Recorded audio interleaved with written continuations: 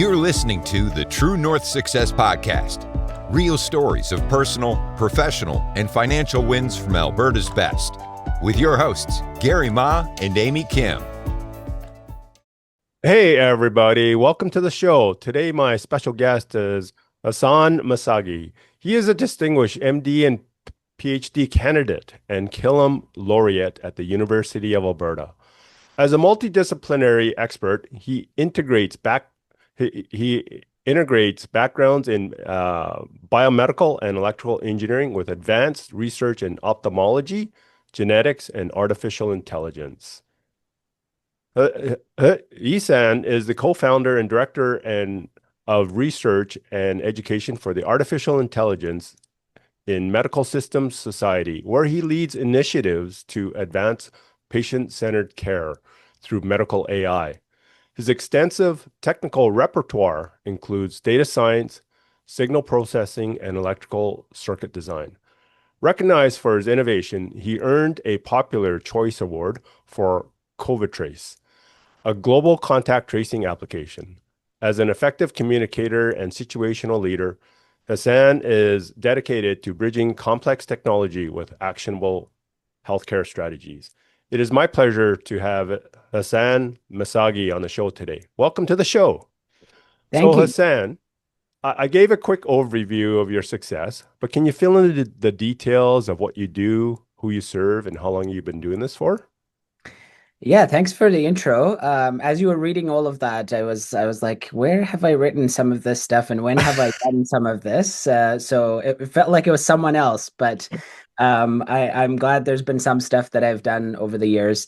Yeah, so like like you mentioned initially, I did start in biomedical engineering mostly because I was interested in doing something with healthcare. And I had a bit of an interest in like doing some, I guess, hands-on work, sort of like engineering type stuff. So that's sort of where I started. And then my path has taken a little bit of a windy road since then. And I've gotten to do some other stuff, experience some of the other things that I've done over the years as well. And I think that's been very helpful into shaping me into the person I am today, and sort of trying to make sure that I provide impact and help others. Right. So how long have you been in this field, or I guess it's been quite a transition into different areas. So tell me a little bit more about your background on that, and what your driving force was to become as a biomedical engineer in the first stage. Yeah, so like I was saying, like initially when I started, it was more so I wanted to do something related to healthcare, but I wasn't Mm-hmm. exactly sure if I wanted to be a medical doctor necessarily. So it was one of those things that I had to pick and choose between. Did I want to do science and then potentially biological science and potentially do a medical degree afterwards? Do I want to do engineering and maybe become an engineer? So sort of in between trying to go back and forth between all of these things. And at the time I was interested in, like, I mean, out of high school, you're usually interested in a lot of different things. And I think I still am. There are some parts of me that are sort of that the child inside sort of thing, where I would see something and I'd be like, this is really cool. So I think at the time it was a lot of sort of going back and forth between some of the different disciplines I could have gone into. And like I was saying, I chose biomedical engineering mostly because I could do a lot of, I guess, at least I thought I could do a lot of good in healthcare. Through doing some innovative work and some technological advancements and stuff, which it's been like sort of like a road where I've ended up doing that in a different context, maybe, which I'm happy to share in a little bit about that journey as well. But yeah, so I started my undergrad in biomedical engineering, and then at some point I wanted to gain a little bit more engineering expertise outside of just biomedical Mm-hmm. stuff. So I did a dual degree with electrical engineering as well. So I learned how to code and do circuit design and that sort of stuff at the time. I'll be honest, the circuit design part I have completely forgotten because I have not used in I don't know however many years now. But the coding aspect actually has been very helpful in terms of me trying to bring in some of those, I guess, advancements and stuff into medicine. And and yeah, like after doing my undergrad, I did a master's in neuroscience, mostly a lot of like clinical research work.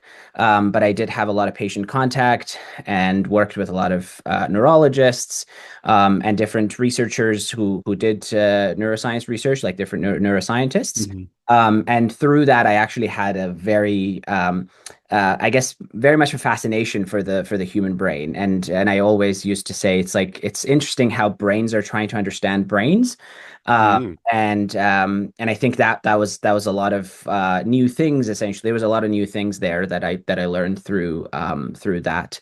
And then I did some other stuff afterwards. Like I coordinated a lab, which was like one of the first, or rather the first actually shared use lab space at the University of Alberta. And we Mhm. sort of put in the groundwork to make sure that we can actually have these like shared lab spaces where people don't have to necessarily just be isolated, a single group of researchers be isolated in one lab only, but they can actually share equipment, share space and collaborate a little bit easier with each other as well. And then after that, I applied to medicine, got into the University of Alberta, and then I sort of was interested in doing a little bit more research. Mhm. Still, but I decided to sort of wait until I had gotten into medicine, and then once I was in, then I actually went and talked to our dean at the time, and I started in the MD PhD program, which is where I did some work with essentially like in the intersection of genetics, ophthalmology and eye care, and artificial intelligence. And sort of and that's what I was trying to say in terms of biomedical engineering, coding, and all of that. And then now artificial intelligence, it sort of is like a full circle moment sort of thing, if that makes sense. But yeah, that's I guess like an overview of a few years. Yeah, yeah. I mean that's very leading edge, it sounds like, right? Like with the biomedical and combining some of the AI and the medical field components, like this is all new to me. It is very exciting, and to be honest, it is very new to me as well. Like it's I think it's one of those things that the people in the field also think always that they're behind. Mm, Anytime you look at anything that comes out, 2 days later, there's something that either replaces it or hmm. enhances it or augments it. There's something that happens, and then it's not easy to actually keep up with. Even I mean, with the research literature, usually it isn't, but even with the tools that come out. And then, I mean, AI has also accelerated the pace of AI itself too. So it's one of those things that's like adapting to itself and sort of giving positive feedback to itself as well. So it's one of those things that's definitely leading edge, but a lot of the people in the field also are just trying to catch up, and it's always playing catch with the new technologies and advancements that come in the pipeline. Yeah, through this journey from biomedical engineering to, I guess your journey to become a doctor and PhD, what kind of sets you apart from the competition? Like what comes easy to you that others might find challenging? Um, to be honest, I have never really thought of that question before, which is interesting. I mean, there's been obviously like job interview questions or even like medical school interview questions where they've asked like, "What sets you apart? Why should we take you?" But even then, like, there's been a lot of challenges essentially of me trying to think what exactly is the one that sets one apart, I guess. Um, Mm-hmm. Having said that, though, one thing that comes into mind, at least for me, it seems like it's the combination of the things I have done. Mm-hmm. So sort of being in that intersection of all of these different fields, and essentially being able to combine all of this together, to come up with like I guess a braided thread, for the lack of a metaphor, that I could use to provide that impact in the end. So I think that's probably what I would say that I have done that I think it makes sense for me. And Mm-hmm. it's one of those things whenever I talk to people who are purely in medicine who are really good experts in medicine, and I don't think I can ever be them.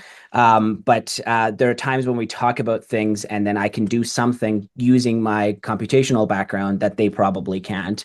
Right. On the other hand, I also have computational colleagues that I would never be them for the computational aspect of things, but I could at least try and incorporate some of the computational stuff with what I know of medicine and science as well. Right, right. So really being able to take different areas and combine them and maybe use them in different ways versus being okay, like a doctor would just look at the doctor components and a computational guy would just look at the his areas, whereas you're able to maybe adapt those and take that and use it in some sort of positive way. Exactly. Yeah. Yeah, yeah, yeah. What kind of tips or suggestions would you give someone who wants to be more successful? Um, I think I'll probably just tag it on to what I was just saying. I think one of the major things I really enjoyed doing, and I still do it to a certain extent, is just trying different things out. Mm-hmm. A lot of times, I've said yes to a lot of different opportunities, and there are times, obviously, like you don't get a lot of opportunities. You would have to reach out to people and try and actually build some of those or create some of those opportunities for yourself.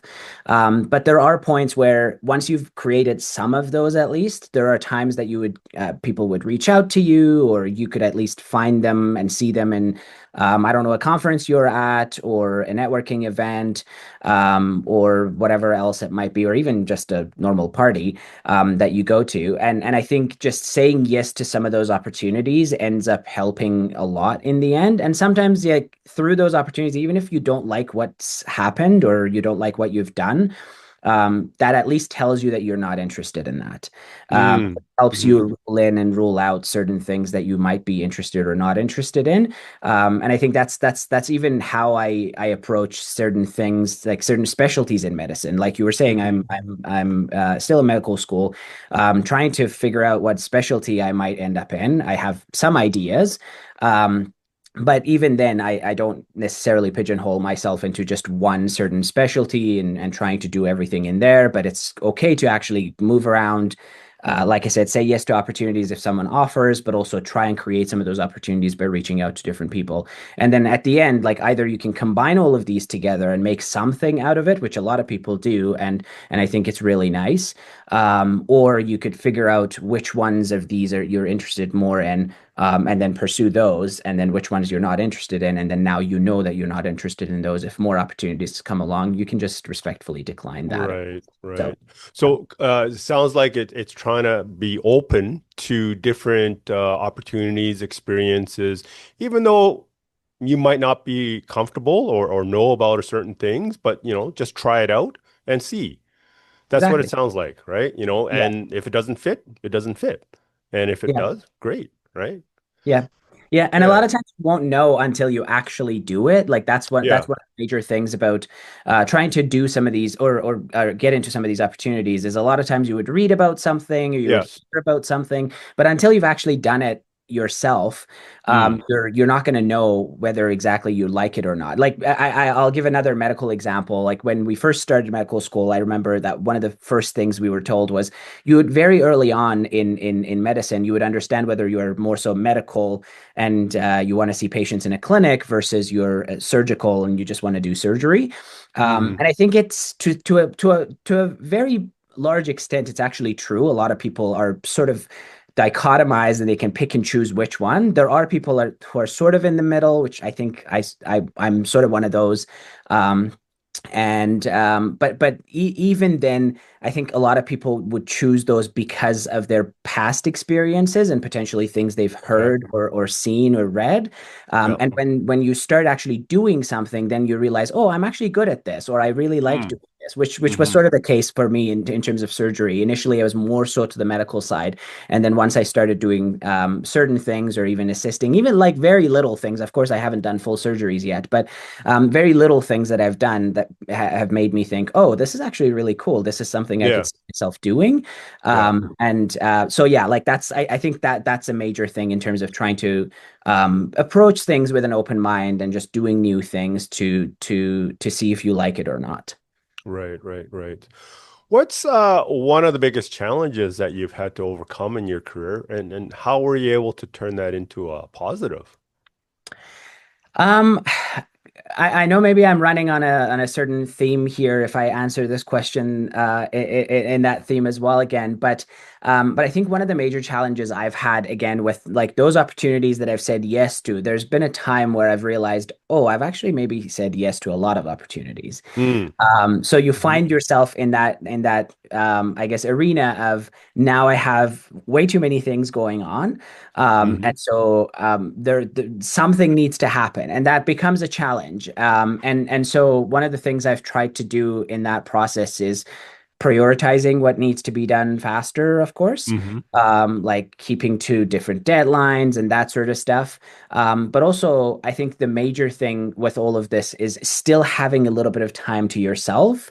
Okay. And that time to yourself is not necessarily just like essentially taking a step back and not thinking about what you're doing, but also it gives you I guess, an opportunity to come back with a more fresh mind to some of the things you might be doing as well. And so it might even make things more efficient, more like things might go quicker because of it. And I think the other thing I've tried to do throughout all of this is trying to use I guess resources to my advantage. So other people that I work on a team with for certain things, I'm a part of multiple teams, so I'm sort of able to maybe delegate some things to other people or ask for help from others if something else is going on, and I know that they I can trust them with like a certain thing to either do or help out with.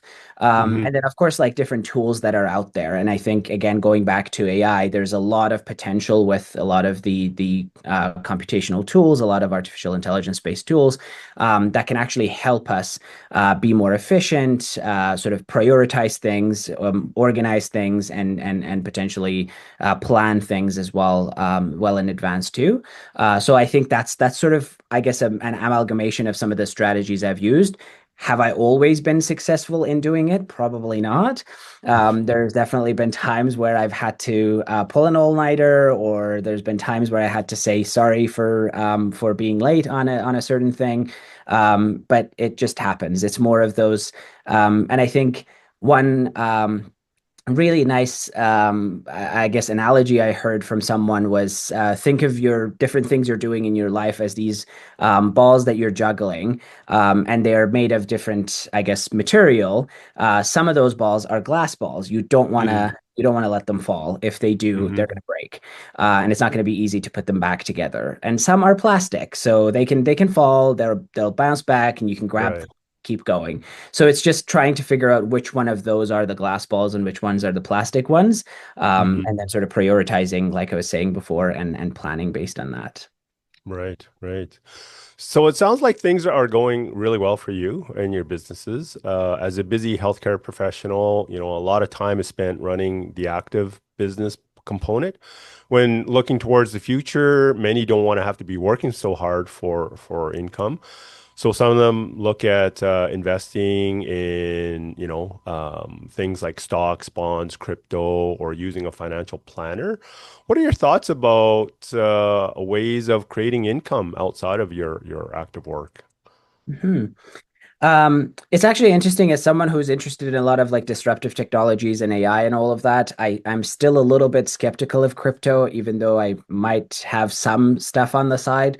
But I do invest when I can in stocks and like try and follow around business trends and all of that. I used to be a little bit more into it before, but I just don't have as much time anymore. So I do Hmm. use the services of financial advisors and all of that, which I've been lucky to have over the years. And the other thing I've tried to do is sort of think about some of the commercialization aspects for whatever I am doing as well. So one thing we know is a lot of times many people work in research in their labs. They build some tools or they find out something about something that relates to medicine and clinical care, but it takes years. The last figure I heard was 13, Hmm. and before that, I think it was 17. I don't know if that actually has changed or if anyone has really done a study, or I guess a rigorous study to actually find out how many years that is now.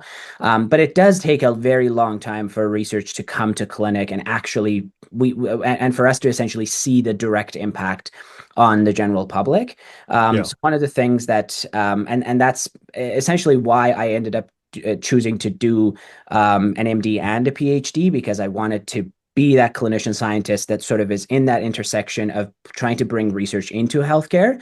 But a lot of Hmm. times, even if you are a clinician scientist, it's not very easy to bring research directly from a lab or from whatever bench you're working on to the bedside.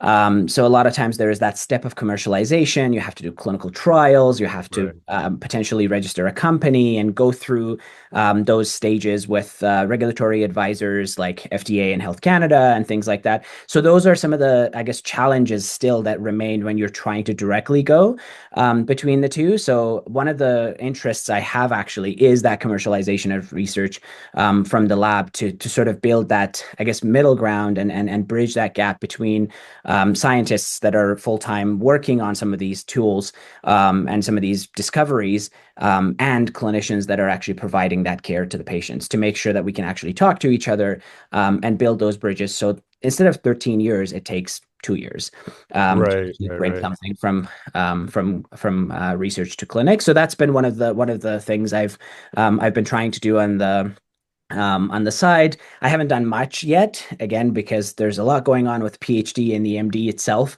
Yeah. But I've done some courses and trying to understand like how the business world works and Yeah. how to build a company and what are some of the things I need to be aware of and I guess I maybe developed is not the right word because I don't think I'm really that good at the elevator pitch yet, but sort of learned some things about Sure. how to pitch and how to, I guess, ask for money and funding and all that sort of stuff. So yeah. Yeah. I mean, if you can shorten the time frame from let's say 13 years down to two, I mean that's significant to allow, research to come into, I guess, into active practice. Yeah. That would be huge. Yeah, for sure. I mean, I might be very ambitious at saying 13 to 2. That's a very significant Yeah. change. Yeah. Honestly, I would be very happy if I brought it from 13 to 10. Right. But it's not gonna be a me effort. Like it's gonna be a very big Right. group of people's effort, which there are a lot. I need to acknowledge that there are a lot of people who have done this. There are a lot of people who do spin-off ventures from their scientific, I guess, side to like do that side quest and bring stuff to the clinic or to the general public. So I really appreciate all of those people that have set up some of those pathways that people like me can actually sort of walk in, and it's easier for us because there are all these courses, for example, that have been developed by these people that now we can understand. Oh, this is how their journey was, how they took Yeah. this journey, and we can learn from that to do Right on. other ventures we might be doing ourselves too. As we're wrapping up our interview, what kind of exciting plans do you have in the works in the next 6 to 12 months? I mean, like the one major thing I'm excited about is I'm finishing up the PhD very soon in the next couple of Okay. months. So I'm pretty excited Yeah. about that. I am hoping to also do a little bit of a small short trip in there before I go back to doing a little bit more medicine after that. Okay. So those are sort of like the general, I guess, plans that I'm excited about. Right. I guess a little bit also scared to going back to like providing care and all of that because it's been a little bit of time between I've done that. So if anyone seeing me here sees me in the clinic, I might not be at my best yet in the next 6 to 12 months, but I'll get there. And then yeah, like I think just working on some of the stuff that I've been working on, and hopefully if I can get some of the ideas like I have to fruition in terms of the side quest innovation stuff that I've been doing, as well as some of the research stuff that I've been doing, I think that would be another exciting thing that I would be looking forward to. Right on. And that wraps it up for today. Thank you so much for your time and sharing your insights and tips with us. It was a real pleasure to have you on the show. If people want to connect with you, what should they do? Yeah, no, thank you for having me. I really appreciate you taking the time and actually talking to me. And I do have a website. I don't know if we can put it on the show Yeah, notes. sure. So people, if they want to, there's a contact form on there, and it directly emails me from the website. So if anyone is interested to collaborate, to talk, to mentor me, or I guess be a mentee, I'm very happy to talk to anyone that might be interested. So. And what's the website name? It's if you just search my name, you probably can Okay. find it, but Okay. it's essentially my initial and then my last name. So Okay. emisagi.com. All right. And you're also on LinkedIn? I am on LinkedIn as well. Okay. Okay. Awesome. Yes. Thank you. Want to share your success story? Apply to be a guest at truenorthsuccessshow.com/guest. We'd love to hear from you.